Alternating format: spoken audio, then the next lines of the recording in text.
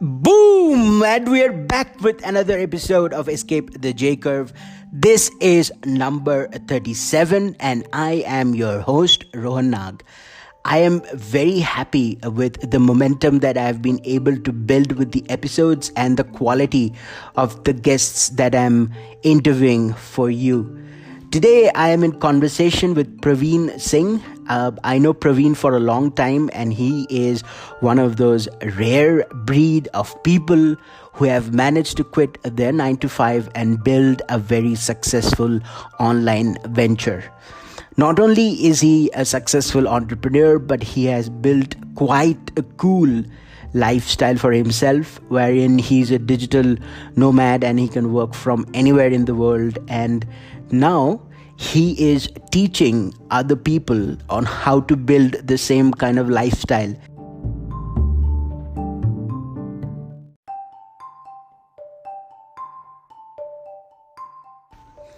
I am very happy with this episode because I know Praveen for quite a while and I have seen a huge change in his lifestyle. So initially, obviously, when he was starting his business, all he knew was hustle, hustle, hustle. He was working 70 to 80-hour work week. But now that we have caught up in the episode today after a long time, I find that he is looking at a more holistic lifestyle, which includes health and fitness and traveling and inspiring other people as well. So I'm very happy for what he's able to achieve in his life and how he's inspiring others to do so. And I believe there's a lot of value in this episode for people who want to be a digital entrepreneur or a digital nomad, who want to travel and work from anywhere in the globe. And there are some very valuable tips for those people in this episode. So keep listening. And leave comments and your reactions about the episode in the comment section. And as usual, let's get started.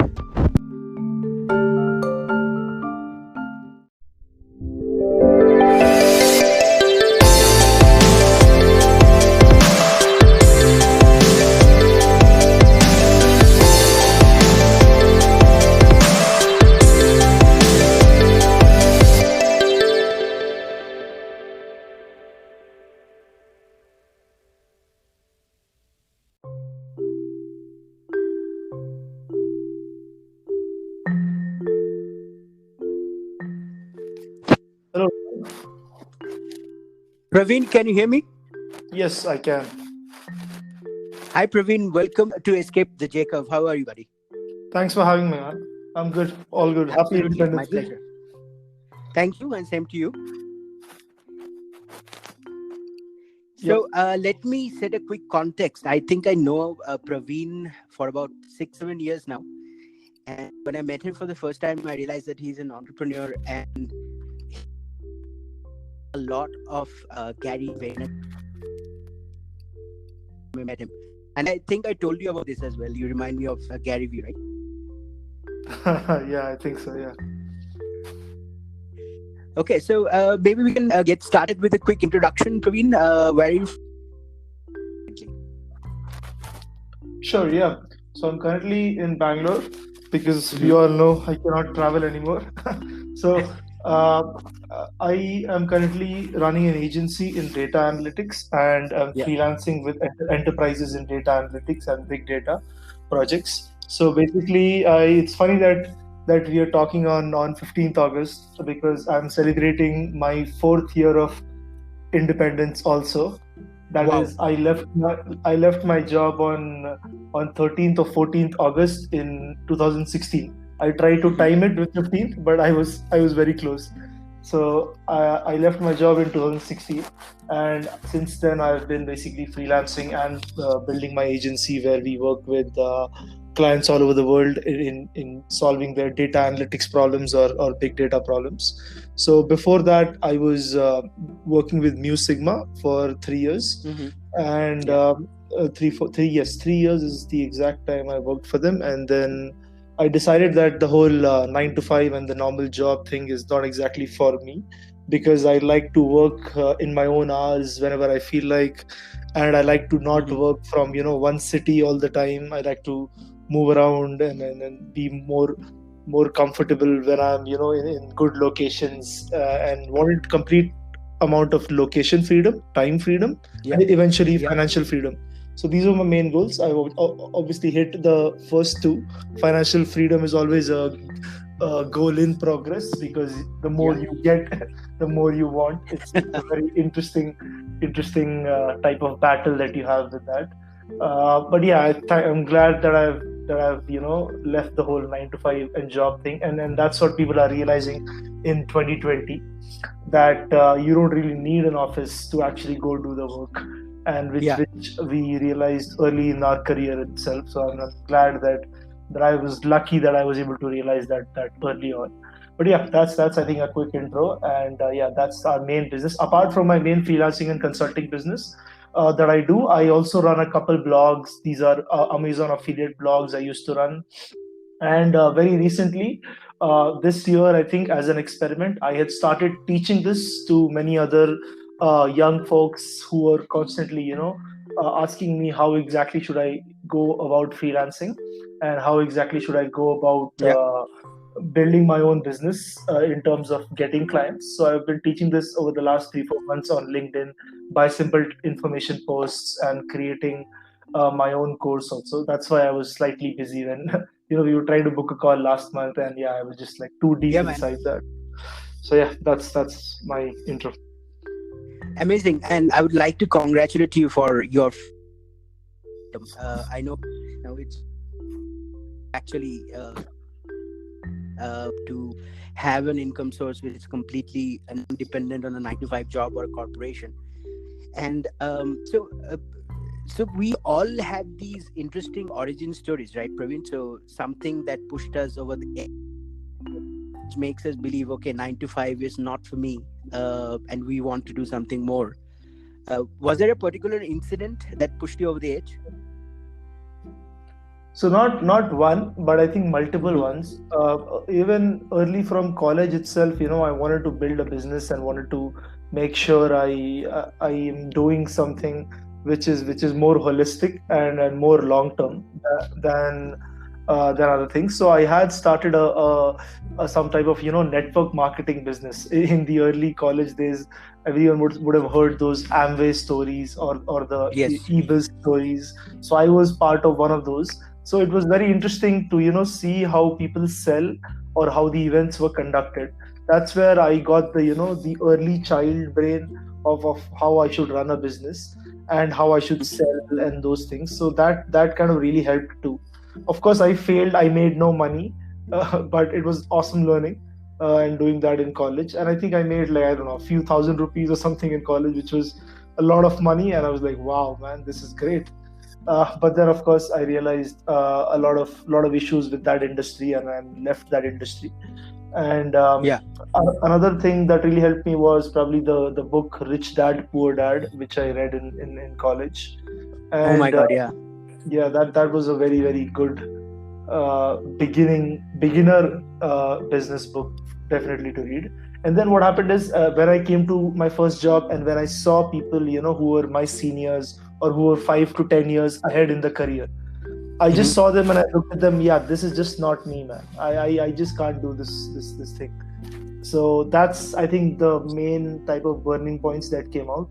And then I decided to carve out my own niche and my own career in my own Yeah. hands. And Yeah. that those and these are like not one incident, I would say multiple incidents of seeing your seniors and how they are. It's a very simple pathway. You can just see in your career, right, who are 5 to 10 years ahead of you, and understand if you want to stick to it or not. And then that's really helpful. So that would have helped me a lot, I think. Awesome. So, tell me one thing. So, Praveen, whenever I talk to other entrepreneurs and people who are really successful, even in creative fields like or entertainment or music, they tell me marketing and sales is very, very important in their careers. Did you think that your foray into network marketing helped with a bit with sales and marketing? And did you learn some important lessons there? Yeah, for sure. I think that's absolutely crucial, marketing and sales, because like the skills that I had learned in my job was only helpful in the implementation part of the work. But Yeah, the first initial part is getting the client and selling the client, right? So that is kind of more important, I would say, yeah, than even doing the work, which is what we focus on all the time. So I would say yes, there are definitely some good learnings I got from network marketing, which would be, a lot of communication skills, a lot of, just talking to a bunch of people and trying to convince them for the sale. Sometimes they kind of did it in a very very weird manner, or in a manner which is not good. I learned that also, how, mm-hmm. and so that from those instances I can learn how not to sell. And sometimes i Yeah, had i had some beautiful events and amazing speakers who really put out, very convincingly honest arguments on a sales call or on a sales event, which is where I learned how to sell. So those are some, top things I learned. And in terms of online businesses, I would say marketing and positioning is huge. I think this I've yeah, learned a lot from my recent mentors over the last 2 3 years, as I've grown in my business too. That marketing and positioning. I mean, you can get anything. Like you can, the amount of money you can generate and the rates you can charge with a clear marketing strategy and positioning strategy is insane. Like we can go deeper if you have specific questions, but yeah, just nailing and understanding, marketing and positioning, because these are huge concepts, right? I mean, we absolutely. can't explain, and it's very contextual to where and in which industry and in which medium, and how exactly you are doing these things, performing Mm-hmm. these things, right? Yeah, So it all really depends on the context, also heavily. So yeah.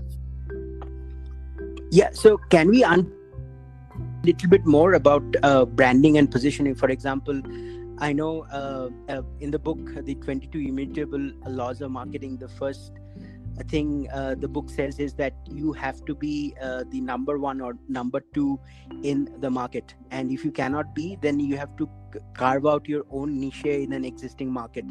You cannot compete with existing players because people find it difficult to switch their service providers. So if you're buying Coca-Cola, you might find it very difficult to go to Pepsi.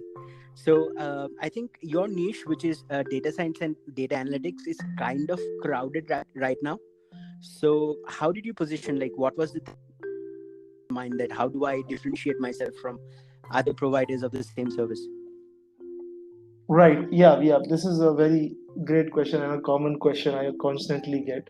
So the answer is always research, research, research, and talking to your clients, right? Okay. So of course you can pick that Okay. beautiful quote from Immutable Laws of Marketing, right? So that's a great quote, and I've read a few chapters of that great book, which Tim Ferriss always keeps recommending.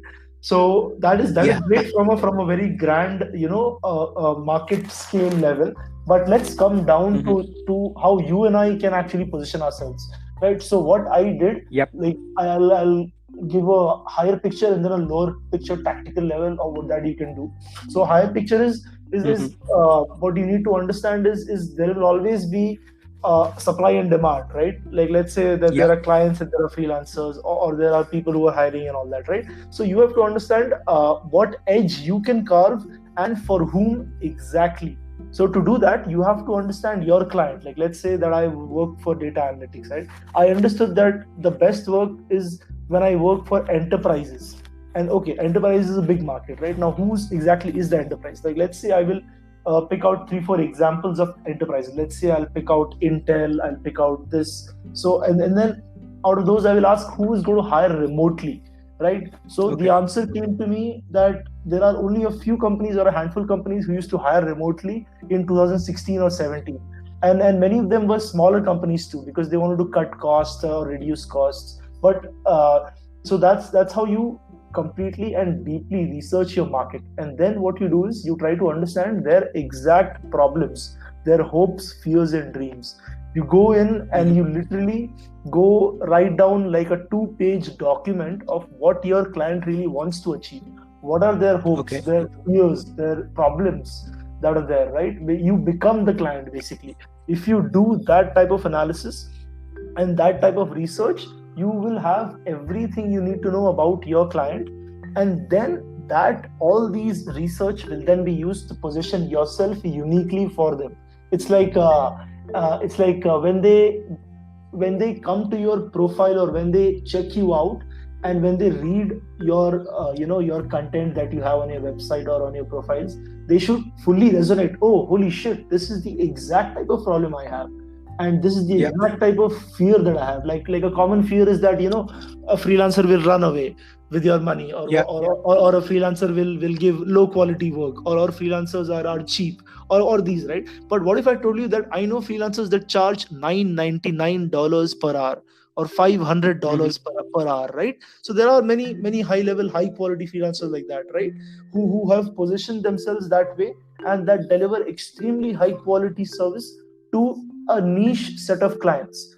How can they do that? Because they know exactly who they are delivering for, and they have researched deeply about their problems and their end goals. So I would say researching your client is extremely important, and then you just turn that page around and you position it for them with your skill sets that you can do. So yeah, that was been very helpful for me in getting those top clients, and more business for me. Yeah. Absolutely. Very valuable inputs. Thanks for that, Praveen.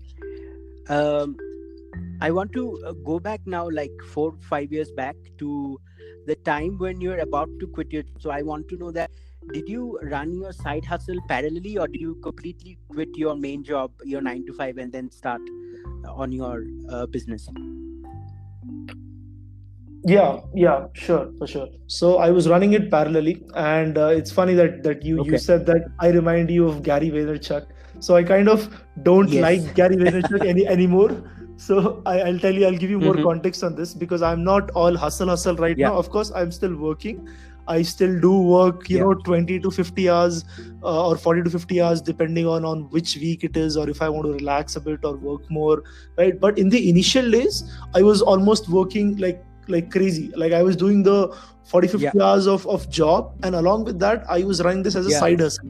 That is why I Yeah. adopted Gary V mentality at that time, because at that time, when your rocket is launching, when you're starting something, you need a Gary V hustle Yeah. mentality. But you obviously don't need Yes. this all the time, right? Because then you will burn out, you will not play the long game. If you work 80 hours every week, unless you're Elon Musk, right? Or Hmm. some maniac like that, then it's very easy to hustle all the time without burning out, right? So you have to have a Yeah. balance of these things. But yeah, to answer your question, in the early days I did it parallelly. What I wanted to do is I wanted to even check and test the waters, if freelancing is even it's even profitable, or if I'm even having fun, or what the hell is this even going on. So I tested the waters along with the job. Of course, this is strictly speaking not exactly fully legal. So of course, take this with a pinch of salt. But of course, there's nothing wrong unless you take your employers, clients, or unless you are not providing your full capacity at your employer's will, or at your job, right? But I was able to do handle both for almost 6 months, and I did this for 6 months, in June to January to uh, June, July, August, around in 2016, something like that, right? And then what I did was, I let me try and hit to 75 to 80% of the salary I get in a monthly Okay. recurring revenue. As soon as I Okay. will hit this, and I will have a pipeline of clients, I can leave my job. That was my goal. So I was able to hit those goals by, I think, June, July. And then what was happening was, even a lot of pressure was coming from both sides, all my clients and all the office work and everything. So I had to let Yeah. go of one thing. I could not do both together for long term, for my own sanity, right? Like, this is the time when I was working almost every weekend. I used to take, I used to come back from office at 9 p.m. and sit for work till like 3 a.m. It was just crazy. I was working like crazy, easily 70 80 hours in a week or Hmm. more. But yeah, I think that was a very good learning at that point, and learned a ton. But yeah, I would recommend, and along with this, what I had done was, I had saved up, I think, 6 months of expenses. This is something I would Yeah. recommend to people. At least 6 to 12 months of expenses you should save, if you going into risky waters or trying out new things. At least have that saved so that you can survive for 12 months with no income and all that. So yeah, though that's how it all started in the early stages, and that's how I would even recommend, because going into risky waters without planning is kind of not very intelligent move. Yeah, absolutely, man. I agree with you. And I made the same mistake that you're talking about. I think about 8 years back when I quit my job and wanted to start something on my own. But I realized, so I had some savings, but I had to pay my own bills and also run the expenses of the business, be it marketing fee or be it hiring someone. And always off, right? So I ran out of money in 3 months, which I was saving for 8 or 9, which I thought would last me for 8 or 9. And then really difficult to market or sell my services and to get the cash, and the business wasn't producing any cash flows at the time. So yeah, I think not only that, so the only downside of doing two things parallelly is obviously the number of hours that you're working. So you're doing 2 40-hour a week work jobs essentially. Yeah. But yeah, I think if you manage to save it up and you manage to deliver on your on your side hustle, nothing like it. Yeah, for sure. So tell me something. So when you started the business, did you have to face challenges that you did not foresee, and if so, how did you manage to overcome it? What was the challenge? How did you manage to overcome? Yeah, for sure. So I think my whole idea was, to be location independent and to work from anywhere. But that came out to actually bite me in the ass later on. So what happened was, like I was working from home for many months, and I realized the importance of offices and why offices were built in the first place. And because I was extremely unproductive at homes. This is around 2016 Yeah. time when nobody used to work from home. Of course, we are talking in 2020 Yeah. when almost everybody works from home. So it's very interesting turnaround that has happened. Yeah. So from that, I learned that the importance of a community and the importance of for me, I was most productive at co-working spaces or co-living spaces and in beautiful locations. Like I think in Thailand I've spent a lot of time, in Bali I've spent a lot of time, and in all these Southeast Asian locations, there's an amazing co-working space built by great entrepreneurs over there. I was actually just on an investor call before this. We are a few friends of mine are building this community right now and companies in Goa right now, because it's future. It's stated that Goa might become the next Bangalore, right? With all this work from home madness, that everyone's going to go to Goa and work from there and Yeah. all that, right? So I think the biggest challenge was, I think, having productivity and focusing on work by being at home or traveling. That took a while to actually master, but slowly I found what worked for me, and then I was finally able to focus and get work done. And along with that, I tried to surround myself with people like me who were traveling and working, or who were more entrepreneurial mindset and not a very conventional stuff. So that helped. That Yeah. community helped a lot. And then I think those were the top challenges. And then of course the another one was always constantly growing the business, or getting stability in the business. So I've always had I think great mentors from the start itself. I had bought great Okay. online courses in 2016 only, and that's what I based my entire journey on. I had bought some courses from some great mentors of mine who were 10 years ahead of mine in the journey. Like, these are people who are running businesses of 6 7 8 figures in USD, and I directly learned from them and tried to just fully replicate whatever they are saying without questioning or without analyzing them very deeply. So that helped a lot, I think, because in terms of growth, in terms of mindset, in terms of all types of business nuances, basically. So yeah. Awesome.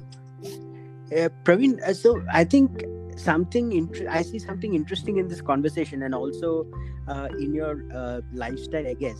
So as I said, 4 5 years ago in 2015 or 16, when I met you, I thought you were in the hustle mode, and I compared you to Gary Vaynerchuk. Then I saw a few changes in your life where you were traveling more, going to Thailand and Bali and other places, and now you're more reduced, you're more balanced in terms of things. You want to do other things like maybe working out, helping other people go through the same journey that you have been on. So I think I see a like considerable change in and the way you execute your. Wanted to ask you essentially, did you in such certain way you land in your life or something like that? Oh, it's funny you use that word. I'm actually reading a book called, I'm not sure if you've read it, but it's called Autobiography of a Yogi. So that's a, Mm-hmm. interesting book. I finally decided to pick up because I registered that word Yeah, a spirituality. lot of people have recommended that. Yeah, a lot of people have recommended this, but I haven't gone around and read it. But yeah, I mean, so many recommendations. I must give it a read. It seems to be an interesting book.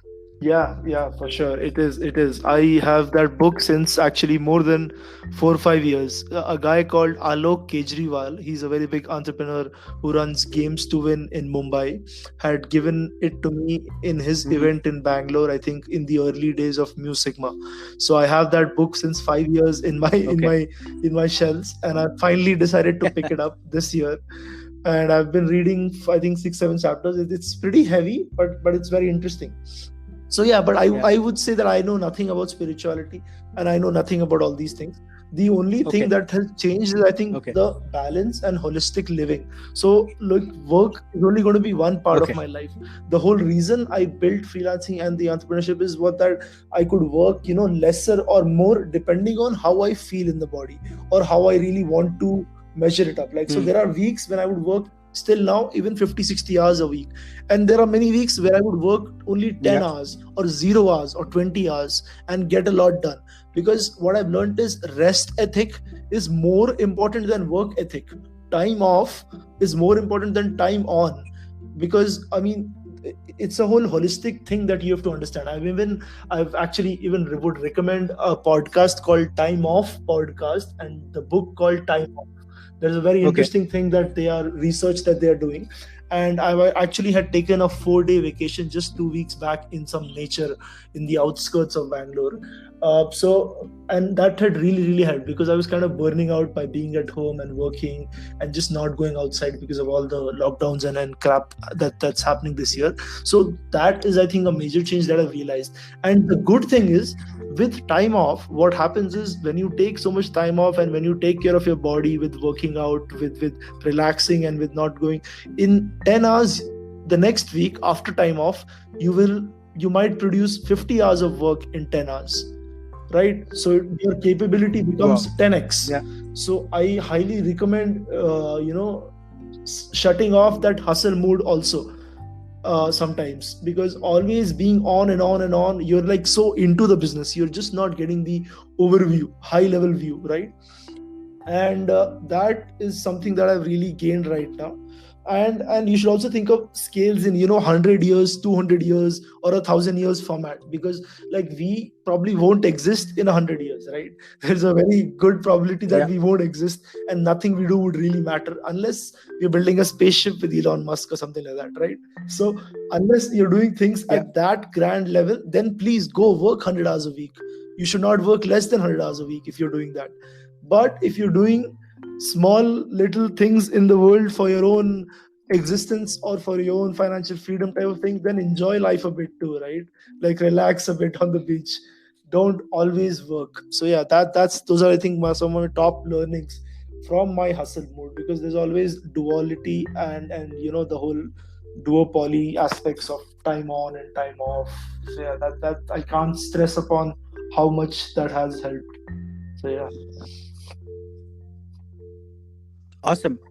So, what's in it for you in the future, Praveen? So, your business is doing quite well now. You're teaching other entrepreneurs or consultants how to build their own businesses. Do you see yourself continuing doing this, running your own business, growing your business, and teaching others, or do you have other plans as well? So for now, yes, I think my business is quite stable right now, and I'm still reevaluating. What I want to do.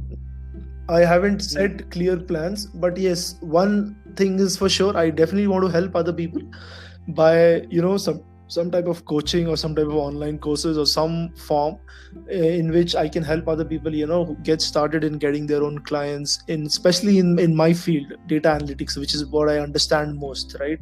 I can't help Yeah. other people who are writers, although the concepts are same. But I want to help more people and build a more bigger community of these things. And then I think a few more things would be just I think probably next year when things open up, I'd start traveling uh, and working again. So that would be some of my plans. But in terms of business, I think the idea is to just stabilize and to build a few more passive sources of income in some way, and scalable online assets. So I've also failed in multiple businesses like this Amazon affiliate. I have not done well. So that's definitely one of my business that has not survived or not done well technically. Even a recent announcement this year happened from Amazon where they slashed the rates of commission rates and all that. So that Yeah. was another blow and all that issues. So I'm going to keep finding new ways in which I can scale up some areas of my business, at the same time stabilizing other parts of my business. So I don't have a very clear plan. I'm still discovering and rediscovering what I like, what I don't like, and I'm still on that journey. So yeah, that's I think a quick rough plan that I have for the next few years. Awesome. And I wanted to try out a new segment with you, Praveen. I wanted to do a rapid fire with you. So I'll ask you, Sure. 5 or 6 questions, and you have to reply with the first thing that comes to your mind. Okay. Go for it. Okay. So your favorite movie, Inception. favorite book? Obstacle is the way. Oh, Ryan Holiday. Yeah, Yes. I remember you being a big fan of Ryan Holiday, especially the stoicism Yep. part and Love it. obstacle. Yeah. Favorite holiday destination? Ooh, I'd say Phuket. Wow. Your role model, a most important role model of your life. Whoa, that's a tough one. I have too many. Yeah, that's a tough to pick. There's no one, because that's the thing. I think yeah, the answer is me. Yeah, I'm so selfish. The answer is Okay. me. Yeah, One thing you value the most? freedom. Absolutely. That's the tenet for all my business and everything. Freedom. For the people who are listening to the podcast, tell me about one mindset that they can implement from you that has helped you on your journey, being the achieving the level of success that you have. Uh, I think always at a global level, not at a your country or your city level. That's how I have really thought, which really helped me grow. Never think of yourself in, let's say you're in Bangalore or a tier 2 city or a tier 1 city, or even if you're in India, always think Mm-hmm. that you are competing with the entire world at that time. Not from a competition perspective, but from a understanding and a mindset perspective, because I work right now with US clients, with European clients, and I've worked with Australian clients and all that, just by sitting here in India or in Asia or even in Europe, right? So always Yeah. think of things at a global level. And yeah, I think that would be my biggest one. And the second one would be the same book that I read, Obstacle is the Way. Just think of that line whenever you're facing problems. Awesome. And my last question, probably the deepest one and the most philosophical one yet. How do you want to be remembered when you're gone? Ooh, that's a tough one. I think probably freedom again. I Mm-hmm. helped so many people achieve freedom by setting a good example and by helping them gain freedom from all these constructs of society that we built, like a job or a marriage or whatever that is built everywhere. So yeah, helping them get freedom is how I would like to be remembered. Fantastic. Speaking of helping other people, where can people find you and reach out to you, Praveen? from you, or if they want to get some consulting work in data science done, where is the Yeah. place to reach out to you? I think my website and LinkedIn is where I'm most active these days. So yeah, those would be the top two places to reach out. I had built a nice 5 day free fun 5 day free email series for a lot of people who are asking about freelancing. So I have that. Mm-hmm. I'll share the links with you. You can add those if you'd like later on. Absolutely. I'll link your LinkedIn and your website and the 5 email series in the description for this episode. Sure. All right, Praveen, I think it was a fascinating conversation. Thank you so much for your time. You too. Have a good day, Ron. Thanks, buddy. Bye-bye. Bye.